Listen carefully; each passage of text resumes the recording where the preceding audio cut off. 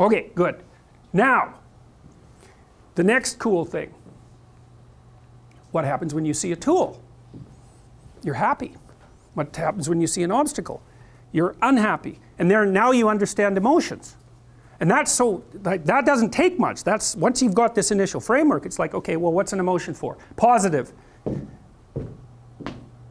Move forward. Negative. Get away. Indeterminate. Stop. That's anxiety. Stop. You're not where you think you are.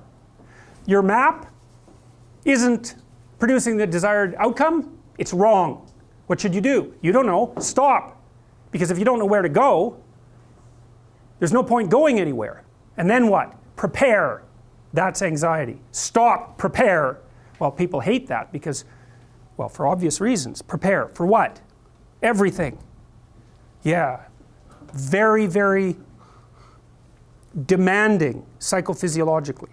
And that's also something that's really worth knowing. It's like anxiety isn't just a psychological state that's unpleasant. It's like you're revved up and you're burning resources like mad. And you're in a biochemical state such that that's optimized for quick action, but that's toxic if you inhabit it for any length of time. So not knowing what to do, that is not good. And it isn't just that it makes you feel bad. It hurts you, it damages you, it can kill you. It'll make you age, it'll make you fat, it'll give you diabetes, it'll suppress your immune system so you're more likely to develop cancer.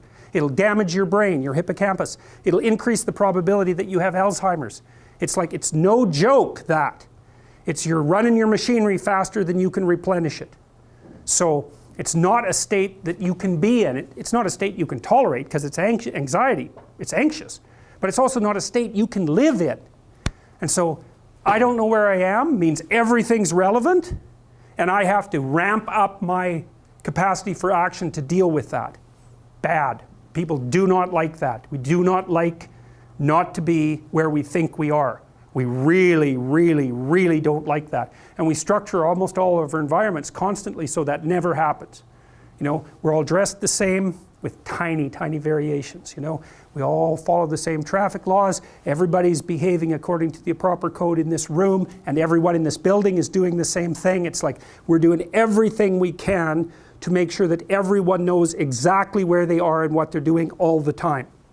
And that's because when we're in that state, we can advance cautiously using positive things and maintain a modicum of positive emotion. And that's what we're basically trying to do. Okay, so you want to set up your world so that you're surrounded by things that move you along your way, that obstacles are minimized, and that almost everything can be ignored. Okay, so emotion. Positive emotion, that's dopaminergic. That's incentive reward. You experience it in relationship to a goal. Because, you know, most of the time when you talk to behavioral psychologists, they'll tell you reward is a satiation consequence. You're hungry, you get a piece of food, that's rewarding. It's like, that's consumatory reward. And that shuts down the motivational system. It's satiating, it makes you satisfied. That's not the same as incentive reward. Incentive reward says, come this way, good things are over here, good things are over here. And that's dopaminergic. And that's the kind of reward people really like. We live for that. So when you talk about positive meaning in your life, this is an oversimplification, but a tremendous amount of that is incentive reward. You're in a goal-directed structure, it's a value structure, let's say it's fairly well developed because you're sophisticated. Everything you do is linked to something else. You move ahead, it works, yes. You move ahead, it works, yes. And it's that constant moving ahead and the validation of the frame that makes your life meaningful. And so that also means no value system, no positive emotion, which is another thing that's so much worth knowing.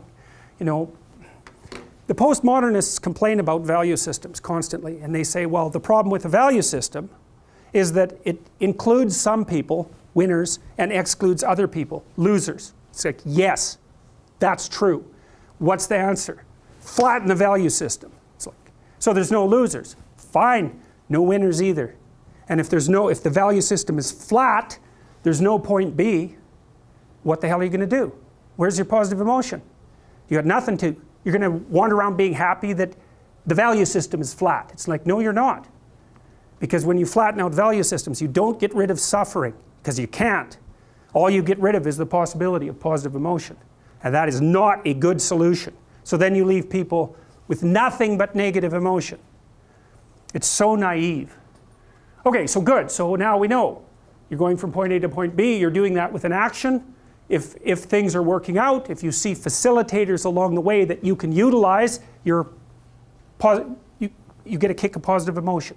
You know, and you can even see that calibrated. Like, let's say you do better than expected on a test. You go, yes! It's like, that's better than doing as well as you expected. Because what the message is that not only am I moving towards my desired goal, but I'm moving along faster and with less effort than I thought. It's like, bang! Positive reinforcement. Right? And you think, yes! Well, that's it. That's meaning. That's a big chunk of meaning. And so, a really meaningful event is one that gets you to the next step and simultaneously increases the probability that you're going to get to all the steps after that. That's like a maximally meaningful event. So, you know, you get, you're opening an envelope about whether or not you got into medical school. It's like you're going like this, right? Why? Why are you shaking? It's an envelope. No, it's not. It's a portal, right? It's a portal. And what's in that envelope either puts you that way into one world or that way into another.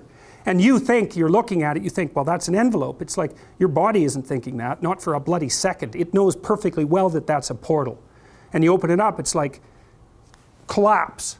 The whole, what would you call it? That whole avatar-related future just goes ashes. Or, bang, it springs into reality. And you perceive that, and that you perceive all of that almost instantaneously, and that produces that radical transformation in emotion. You're not reacting to the envelope. Or maybe the envelope isn't what you think it is. Or maybe the envelope isn't what you see. And that's more accurate. That's way more accurate. The envelope is way more than what you see.